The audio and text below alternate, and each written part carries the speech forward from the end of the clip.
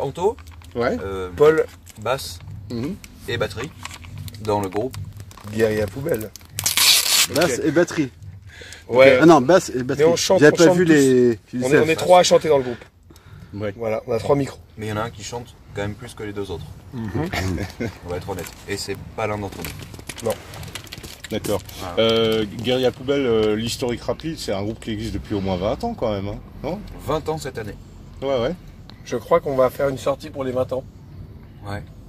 On est en train de s'occuper de faire un live pour les 20 ans. Un live qui a déjà été enregistré. Je sais pas si on peut en dire beaucoup là-dessus. Je sais pas non plus. Non, mais ça va. Mais Vas-y. il y a un truc qui va sortir, ouais. Ouais. Peut-être. Et je crois qu'à l'occasion des 20 ans, ça tombe pile sur la 200e sortie du label aussi. Le label Guérilla Asso. D'accord. Donc 200e sortie, un Les vinyle 20 ans. live et les 20 ans du groupe. Et puis un double. Pour que ça Et bah, fasse deux. Ah alors ouais, si on est dérangé tout le temps aussi. On peut pas toujours pareil. Ouvre la tête juste pour lui parler parce que On peut pas bosser. si on peut pas bosser. Waouh, On peut pas bosser. on peut pas bosser là dans ces conditions. Ouais, on voulait faire une soirée mousse là et puis on est dérangé tout le temps.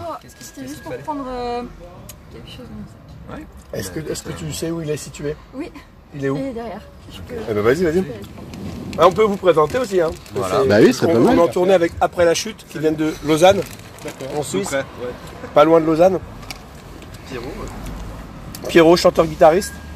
Et derrière moi, Ouais, ça va être dur. Hein. Théodora, bassiste, chanteuse. Ah si, ça y est, c'est moi. C'est comme ça, c'est comme ça. Tu vas y arriver ou pas? Ouais, je me dépêche. Ah non mais on n'est pas pressé. On joue dans 5 minutes, de toute façon. Nous. Ouais, 4. Voilà, on joue dans 5 minutes. Donc, Ça va, tranquille? bon, les blagues, ouais, je faut que je les bosse un peu. Hein. Ouais, faudrait peut-être couper ça.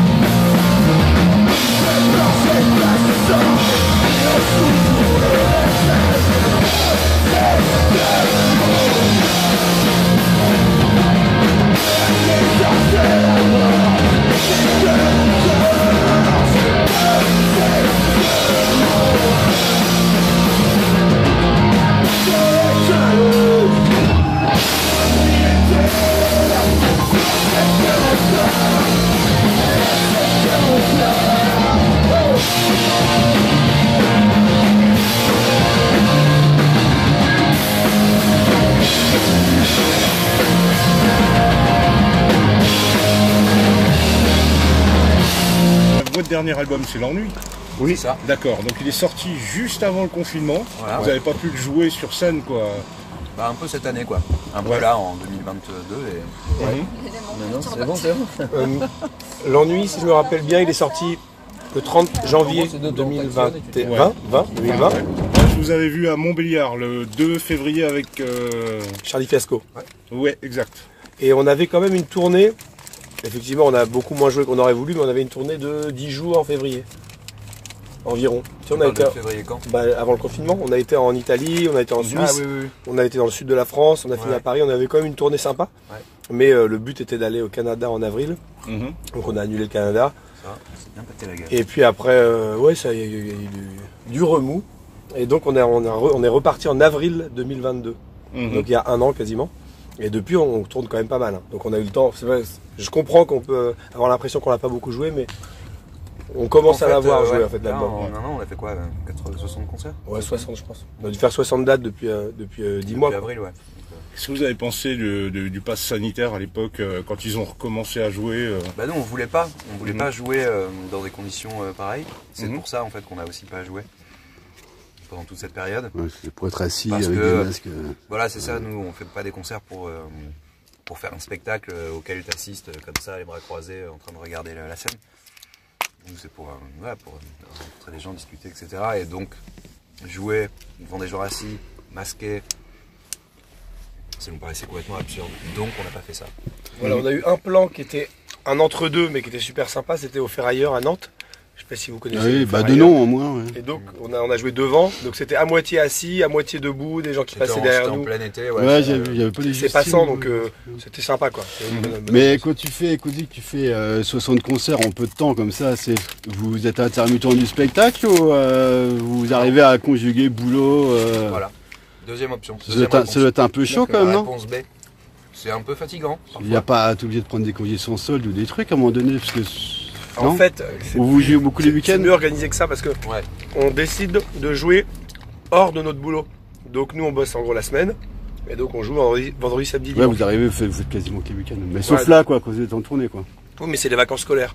Ah. Donc nous, comme le chanteur et moi, on est dans des maisons des jeunes, centres d'animation, etc. On a les vacances scolaires. D'accord. Et toi, tu fais des boulots à droite à gauche. Voilà, moi je suis j'aimerais bien.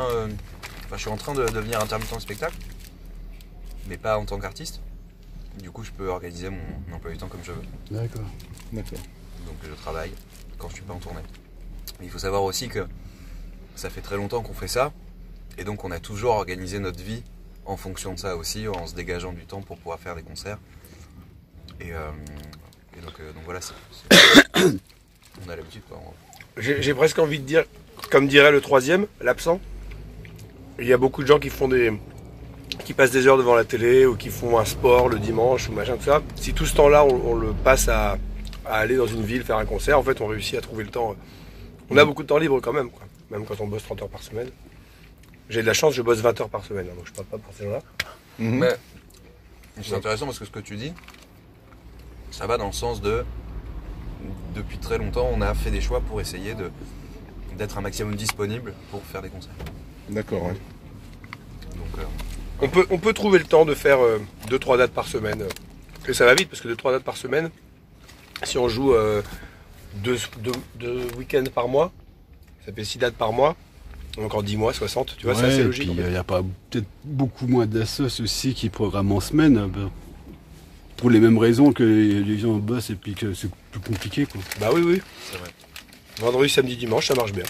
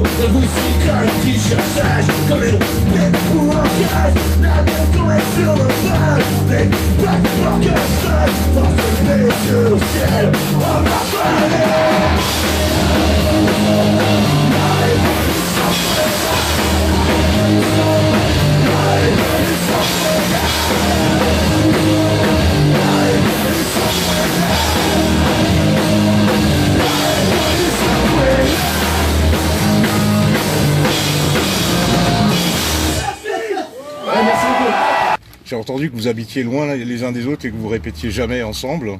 Ouais, que Anto était sur Montpellier, c'est ça? Moi j'habite à Montpellier, ouais. Donc comment vous faites déjà pour travailler les morceaux, je veux dire, c'est il qui vient avec ses idées enfin déjà quand vous vous retrouvez pour faire un album, on va parler d'album. Puis comment vous amenez votre patte dans le groupe par rapport au compo, tout ça? Ben, en général, ce qu'on a fait alors, on a enregistré 2 albums sous ce line-up là. Guerrier Poubelle a sorti 5 albums en tout, mais avec le line-up qu'on connaît, on a fait que 2 albums.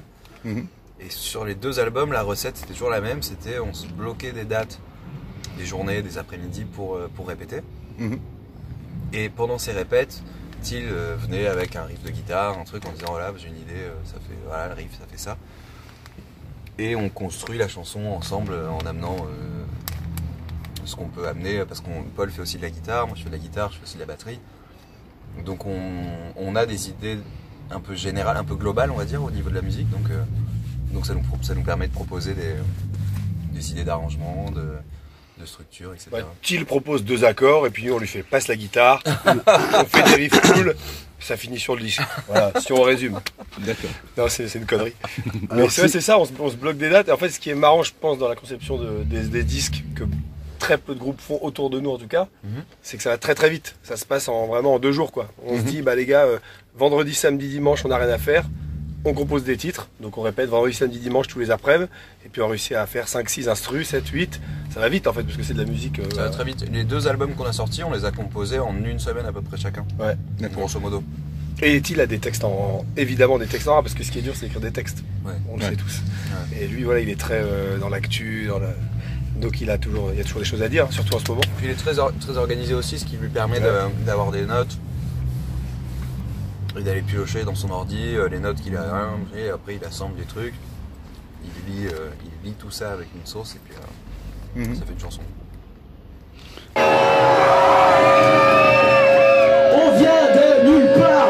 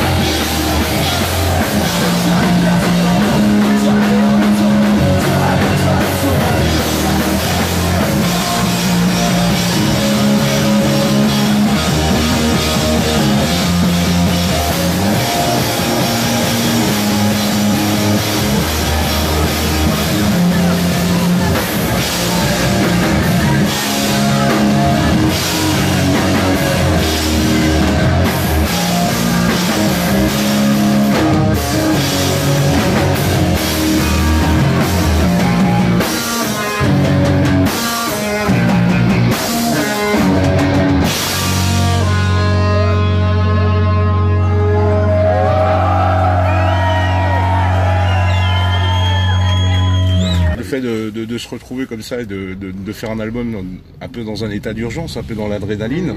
Je pense que c'est aussi ce qui représente, enfin c'est ce que vous recherchez, c'est le côté finalement punk à quelque part. Je sais pas si on le recherche. Thiel il le recherche un peu. Hein. Consciemment, ouais, Thiel un petit peu. Mais nous non. Nous pas trop, mais en fait, en tout cas il y a quelque chose qui est intéressant. Nous on se plie. Non, c'est vrai que c'est intéressant. Nous on fonctionne pas comme ça en général avec nos autres groupes. C'est un processus qui est beaucoup plus long. Guérilla, il y a une spontanéité effectivement dans l'écriture. Après, on se connaît quand même bien, et c'est vrai qu'on a fait beaucoup de concerts, etc. Donc il y a quelque chose qui va aussi très vite, qui est assez naturel, et on met pas des heures à trancher si ça c'est bien ou si c'est pas bien, quoi. Donc on le fait une fois ou deux, Si on considère que ça marche pas, bah, on dégage, et donc ça va très vite. Mhm. Il y a aussi voilà, une espèce de fluidité musicale dans la création de morceaux. Et c'est de la musique qui est aussi... Et c'est une musique qui se veut aussi, effectivement, très, très simple, très, très spontanée, ce qui est intéressant avec le punk, parce que justement, c'est un peu ce truc de se dire, bah, tu peux faire un groupe même si t'es pas musicien, tu vois. Ouais. Et c'est comme ça, je pense qu'on est venu à la musique, en tout cas moi, mais toi j'imagine. Oui, je pense que quand j'écoutais Nirvana, je me disais que quand je voyais jouer de la guitare dans Nirvana, je me disais quand même que c'était accessible. Enfin, c'est comme ça que lui, ça m'a l'air assez accessible. Donc ouais, il y a un lien. Et quand vous dites dans vos autres groupes, c'est quoi vos autres groupes? Tu veux que je réponde? Ouais. Non, mais pour finir là-dessus, c'est vrai que pour Guérilla Poubelle, déjà, il y a une spontanéité, une immédiateté qui est voulue tout le temps, en fait, je trouve. À part dans l'organisation des tournées. Là, c'est vraiment bien carré. Mais que ce soit les concerts, les visuels, il y a cette volonté. On sent qu'il y a cette volonté tout le temps. Même le matos qu'on utilise, tout est très simple. Il n'y a pas de... On se fait pas chier. On pinaille pas, quoi, en fait. C'est ça. C'est quand il y a un riff qui marche, ah bah tiens, il tourne celui-là, bah ça fera la prochaine chanson. Et puis hop, on va chercher sur la case d'à côté, puis ça fait le refrain, puis ça fait une chanson, en fait. Et puis il suffit que le texte il colle dessus. Et souvent en studio d'ailleurs, pour revenir à ça, parce que c'est une question, la façon dont on fait les disques, je pense que c'est quand même, avec les autres groupes, on fait jamais ça, quoi. En fait, on arrive en studio, on fait en une journée, entre 10h et 20h, on enregistre 9 instrus, guitare, basse, batterie, tout ensemble. Et puis ça fait beaucoup, quoi. Et le lendemain on fait pareil, donc en fait on a du choix. Donc ces textes, même s'il y a un texte qui marche pas sur une, bah il le met sur l'autre. Et puis on a vraiment ça empile de la quantité, quoi. En fait il y a un truc avec Guérilla Poubelle, et c'est surtout le fonctionnement et la vision de Thiel pour le coup là-dessus. C'est une chanson, c'est une chanson. C'est-à-dire que s'il y a un truc qui marche pas, finalement à la fin on se rend compte que le texte va pas, etc. C'est pas grave, en fait on la dégage. Oui. Alors que nous, on est plus attachés à ce qu'on crée. À nos créations. Parce que nous sommes des artistes. On n'a pas le même rapport concernant les chansons qu'on écrit, qu'on compose. Voilà. Donc et je vais faire un pont, c'est super, parce que je vais faire un pont. Vous avez vu, on est quand même un petit peu rodé. Hein. On a fait au moins une dizaine d'interviews. Hein. Ah ouais. Je joue avec mon père. Je sais pas si tu as dû croiser des vidéos, toi, Abel, sur. Donc mon père, lui, qui fait du rock depuis 70. Et en fait, lui, par exemple, il est exactement ce que tu dis. Il est très attaché. Il va trouver une suite d'accords. Il va la trimballer pendant 20 ans. Et au bout de 20 ans, il va réussir à la placer avec un texte qui va bien dessus. Il va dire bon bah c'est cool, on peut enfin utiliser ça. Alors qu'il nous l'a joué en 2001. Tu vois, et donc ça c'est l'inverse de Thiel. Mon père, on a enregistré des chansons en 2001, on les a enregistrées en 2009. Ça n'a pas fonctionné, c'était pas le bon truc, il n'y avait pas la bonne batterie. On les refait en 2017 et elle finit sur l'album en 2020. Et donc avec Guérilla, ce serait... on a jeté, quoi. Depuis qu'on joue ensemble 10 ans, on a jeté 10, 15, 20 trucs jetés, quoi. Alors qu'on les a enregistrés en studio. Donc c'est autre chose, c'est une autre vision. Elles étaient enregistrées, mais vous les avez pas gardées, c'est ça, quoi. Mais elles sont enregistrées bien propres, ça sonne, on a la bonne prise, mais il n'y a pas de voix dessus. Bon, on mettra pas de voix dessus, voilà, c'est tout. Et puis elle disparaît sur un disque dur. Ça part à la poubelle sans tortiller, quoi. Sans aucun scrupule. Ouais, sans aucun scrupule. Alors là, pas une façon de faire qui... Et donc, bah, pour finir là-dessus, du coup, moi je joue avec mon père qui s'appelle Paul Péchenard, on s'appelle pareil. C'est plutôt chanson rock, son assez clean et tout. Je joue aussi avec le batteur qui joue dans Paul Péchenard qui s'appelle Théo. On a un groupe plus pop musclé, moderne un peu, qui s'appelle Avalanche. En français. On est deux à chanter dans Avalanche, Christelle et moi. Christelle, elle a aussi un groupe qui s'appelle Navarro. Je fais de la basse avec elle, elle écrit des chansons. Et depuis 1 an et demi, on a un groupe qui s'appelle La Faiblesse, qui est beaucoup plus gras, beaucoup plus musclé, accordé super grave. Et puis moi, je crie enfin, je déploie mes ailes. Et voilà, j'ai toujours écouté de la musique un peu métal, etc. Et associé, mais j'ai jamais crié dans un groupe. Enfin, Guérilla, on crie un peu quand même. Mais on crie un peu wow. Et là c'est cri plus ouais, vas-y. C'est plus hurlé, quoi. Donc La Faiblesse, je crois que j'oublie rien. J'espère que je n'oublie pas de groupe. Voilà, et toi tu as ton projet. Moi j'ai un projet où je fais tout, qui s'appelle Mauvaise Pioche. Ah oui. Donc, j'enregistre des disques tout seul. Et je fais des concerts aussi. Et j'ai eu un Arsène qui est sorti de mon nez là. Si t'as entendu. Non, j'ai pas entendu. Peut-être que la caméra l'aura entendu. Ce serait génial. Et puis à côté de ça, j'avais d'autres groupes aussi que j'ai laissé de côté. pour avoir plus de temps pour faire d'autres choses de ma vie. Voilà. Ça s'appelle la bataille de Paris, putain.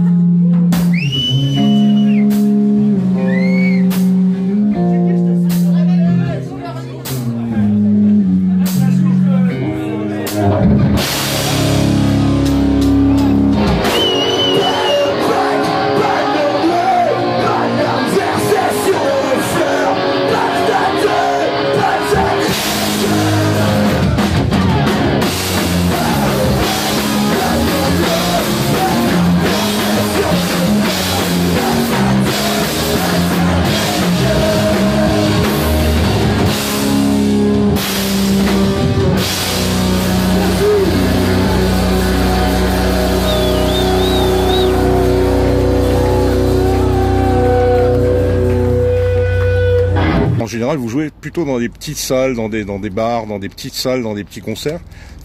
C'est voulu cette proximité du public plutôt que de faire des gros festivals, des choses comme ça? On fait un peu de tout en vrai, en réalité, si tu regardes un peu plus précisément. Mhm. On fait des gros festivals, on fait des petits bars, on fait des salles moyennes. D'accord, ouais. Mais on est d'accord que ça nous fait très plaisir la proximité. Ah oui, bien sûr. Il y a des groupes qui peuvent se dire, ah, c'est quelques plans là, c'est quoi? C'est des petits bars, hein. On va peut-être y aller cool. Ça nous dérange pas du tout. Non, pas du tout. Foncer tête baissée. Tu vois, ce soir on est au Royal à Nancy. C'est un petit bar, hein. Je pense qu'on peut mettre, je crois que c'est 80, je pense que la capacité c'est environ 80. Il y a pas de C'est problème. tant que tu arrives à fermer la porte, c'est que c'est bon. Ouais. Il paraît qu'il y a quelques semaines ils ont refusé du monde là pour des concerts. Je pense que ce soir on va faire pareil. Ils ont refusé, Ouais, on va le remplir le truc. Donc voilà, petit truc sympa. Non, c'est vrai parce que Thiel qui est pas là, lui nous dit souvent que il se sent plus à l'aise dans une salle où il y a 100 personnes que dans une salle où il y a 500 personnes. Mhm. Donc c'est ça aussi, si on peut faire entendre sa voix. Voilà. Peut-être. Moi j'aime bien tout, Ouais. mais c'est un autre métier. Pour moi les grosses scènes c'est un autre métier que les petits bars. Tu penses pas? Ah ouais. Toi t'es environ pareil. J'appelle pas ça un autre métier, mais je dirais que c'est un autre rapport aux soirées. Rapport aux soirées. Les Ah, soirées oui. sont pas les mêmes. Non mais c'est vrai. En fait, quand t'es dans une grosse salle, genre on a joué par exemple fin janvier là, avec les shérifs, donc dans une grosse salle à Concarneau, il y avait je sais pas combien de centaines de personnes et 600. immédiatement la soirée prend une autre dimension parce qu'en fait là, dans un bar comme le Royal par exemple, t'es avec les gens, t'es vraiment en contact, il y a quelque chose de très comment dire, c'est serré quoi, tu vois, il y a vraiment le contact humain, physique qui est là quoi. Dans les salles comme Concarneau par exemple, où on a joué à la CAC, tu peux avoir aucun contact avec les gens si tu veux. Alors bon, c'est pas le but, hein, mais si tu veux, tu peux très bien passer ta soirée dans les loges et avoir personne, quoi. Et bon, nous on fait pas forcément ça, mais voilà, c'est juste. Non, moi je dis un autre métier, je maintiens. Hein, Tu maintiens le métier, ouais, je maintiens. Parce que quand on est dans un truc, vous connaissez bien les bars comme le Royal, bah, on a un son qui est, je vais le dire, hein, qui est dégueulasse. Ça sonne dégueulasse. J'entends rien. J'entends que la caisse claire et la basse qui est à 20 cm de moi. J'entends que la basse, la caisse claire. J'entends rien. Je hurle comme un. Tu vois, ce matin on avait la voix pétée. Hein. Hier aussi bar. Hein. Donc on n'entend rien, c'est dégueulasse. Donc en fait, la musique presque devient un petit habillage, mais la soirée c'est pas la musique, c'est juste le moment qu'on passe ensemble, je dirais. Alors que sur une grosse scène comme t'as un gros son, t'entends bien chaque fût de ta batterie, la guitare est bien perçante, bien précise, donc t'es en train de presque faire un disque, j'ai envie de dire. Ouais. Tu te dis, ah, ça pourrait être comme t'entends tout bien, tu te dis, ah oui d'accord, on n'est pas en train de faire du bruit, on est en train de faire des chansons construites, j'exagère, hein, je concite très, mais tu vois, il y a un aspect un peu disque. T'as plus de pression? Non, c'est juste, c'est autre chose, c'est-à-dire que je jouerais pas du tout pareil. Là, si tu fais des pains, ça s'entend pas, que là-bas, peut-être que... Eh ben, un peu, voilà, Ouais. ça un peu. Les pains dans les bars, bah, en fait, en gros, tout le monde en rigole, voire personne n'entend. Un pain, c'est, on va rallumer, vous inquiétez pas, on peut pas rallumer. C'est moi, c'est là, non? Non, c'était pas ça? Bah, carrément, il ouvre la porte. Bravo. Et donc, je pense que ça va se éteindre et on va réappuyer dessus. Et sur les grosses scènes, je dis, ah ouais, il y a ça aussi, c'est que non seulement nous, on se sent, comme je viens de l'expliquer, et en plus, la personne qui est derrière les 500 personnes, elle a aucune proximité physique, elle ressent pas le corps, elle ressent pas l'odeur, le machin, elle a juste du son, en fait, qui sort d'enceinte, qui ont un joli son, et du coup, elle doit entendre un truc qui est propre, sinon c'est quoi ce groupe Donc il y a toute une... Là, tu dis pas pareil, quoi. Voilà, c'est pour ça que je dis vraiment autre chose. Je parle notamment le truc comme tout le monde va connaître, le festival Hellfest. Comme c'est très très grand, j'imagine que les gens qui sont tout au fond, ils sont comme à la télé en fait au final, puisque on est sur un écran Tu géant. regardes un écran, tu vois. Voilà, Oui, c'est tu regardes un écran et le son il est bien propre, bien découpé et tout. Donc ouais, je pense qu'il vaut mieux qu'on joue différemment que dans un Royal. Hein. Enfin, il vaut mieux qu'on... C'est ce qui se passe en tout cas, pour moi. C'est peut-être, je suis pas du tout professionnel, mais c'est comme ça que ça se passe.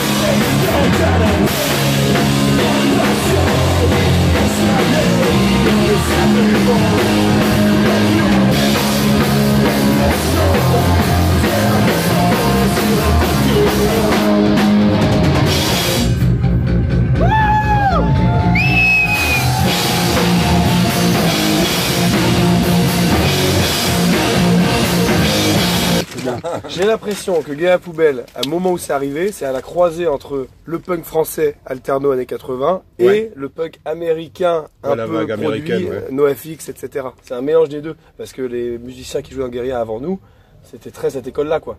Que ce soit Ken ou Alex. Ouais. C'est très américain, technique, bien produit, entre guillemets bien produit, Mhm. et alors qu'il y a quand même une couleur vieux punk français. Donc en fait, Ouais. c'est un mélange des deux. Voilà, et moi pour ma part, puisque vous avez demandé les influences, pour ma part, malheureusement, presque j'ai envie de dire, j'ai pas trop accroché à la première vague de punk, Mhm. à part évidemment les grands noms, ça je vais pas, évidemment j'ai écouté comme tout le monde les Clash, les Pistols, etc., mais je vais pas les citer, c'est la honte. Mais j'ai plutôt accroché moi à partir de 2000. Mhm. Voilà, avant, entre 90 et 2000, j'écoutais des trucs, enfin on s'en fout un peu. Le rapport avec Gay à la Poubelle, c'est que j'ai commencé un peu le punk rock avec les trucs modernes justement, avec Offspring, Noise for a Name, Mhm. Blink, Sum 41, tout ça, c'est ce moment 96, 98, 80, enfin là, c'est ce moment-là. Ouais, ça, Tout en sachant que les influences, ça va être ce qui va nous influencer. Je pense que c'est bien plus large que des groupes de punk, Exactement. puisqu'on écoute en fait assez peu de punk. Tim doit quand même en écouter beaucoup plus en proportion, mais Paul et moi je pense qu'on écoute assez peu de punk Voilà. dans tout ce qu'on écoute comme musique. Donc on va être influencé par un peu tout ce qu'on écoute. Ça peut être du rap, du jazz manouche, de la funk, Mhm. de la pop. Voilà, on Et écoute aussi bien. est-il le premier dans le camion à mettre Taylor Swift, Voilà. Lizzo et les trucs Voilà. très mainstream, très... de très pop, fruité, de chanteuse pop américaine. Voilà. Mhm. Ce Donc, qu'il y avait dans le camion aujourd'hui comme musique quand on roulait, ouais. c'est une bonne... Ah bah c'est un bon panel, ouais. c'est un bon panel. Quand il parlait de funk et de jazz manouche et tout Ouais, ça. quoi. Keith Jarrett, Mhm. Antoine Boyer, Un peu moins connu. Vulfpeck, il y avait quoi d'autre Mm. Toi t'as mis quoi Moi j'ai mis Trail of Dead, mais c'est plus ça, c'est Ouais, voilà. c'est rock un peu Ouais. musclé américain. Donc, C'est bien, c'est bien. Mais hier j'ai écouté beaucoup Radiohead dans le camion. Mhm. Radiohead et les projets solo de Tom York. C'est vrai que c'est très éloigné de Gay à la Poubelle. Ouais. Mais qu'est-ce que c'est bien. Ah oui, c'est sûr. Musicalement. Aïe aïe aïe. Voilà. À vous Voilà. qui tournez beaucoup, vous devez Pardon. découvrir plein de groupes qui jouent en première partie avec vous Ou en ou tête dans des, d'affiche. dans des festivals. Ouais. C'est quels groupes qui vous ont mis la plus grosse claque ces derniers temps, quoi, les plus belles surprises, humainement et musicalement, soit l'un, soit l'autre, soit les deux. Très bonne question. Alors, Silence total. Super. Merde. Une autre question Vous Bah, allez je pense faire un que... montage ou pas un moment Non, Oui, pas oui. du tout, au contraire, on va mettre Ouais. que les blancs. Oui, oui, oui. On va mettre que les blancs en fait. blancs. Que les blancs pendant 7 minutes. Ah, t'as encore une chance de répondre à cette question. T'as de la batterie sur ton téléphone. Oui, je il y en sais, a, oui. ça va pas couper. Eh ben oui, non, c'est une bonne question. Des claques, franchement, il y en a eu. Hein, il y en a eu des trucs où on se prend des claques de ouf, évidemment. cacao. On n'est pas. Je veux bien un peu de cacahuètes. Ah, On n'est vous pas de voulez- version. Oui, les oui, cacahuètes, oui. les gars, Il est dingue lui, quoi. On n'est pas du tout des blasés là, ça m'énerve les gens qui. Et on en connaît d'ailleurs, hein, et des potes beaucoup plus jeunes que nous, hein, qui sont sur la route et qui ils disent jamais qu'un groupe est génial. Ça m'énerve ceux-là. Ils m'énervent. Vous savez très bien qui vous êtes. Ils m'énervent les gars. Alors que eux ils disent qu'il aime bien tout, mais il sait pas dire un seul nom quoi. Tu vois, c'est... Non, j'ai pas dit on aime bien tout, j'ai dit on s'est pris des claques. Et je vais trouver ça. Après tu peux le dire qu'à la fin, hein, comme ça t'as tout le temps pour t'en souvenir. Mais s'il y a d'autres questions, n'hésite pas, mais il faut que je réfléchisse à ça. T'as pas de. Ah, c'est hyper dur. Oh, mais on va trouver, on va trouver. On va trouver, c'est sûr. Ah, vous inquiétez pas, vous inquiétez pas. Vas-y, trouve une autre question en attendant. Bah.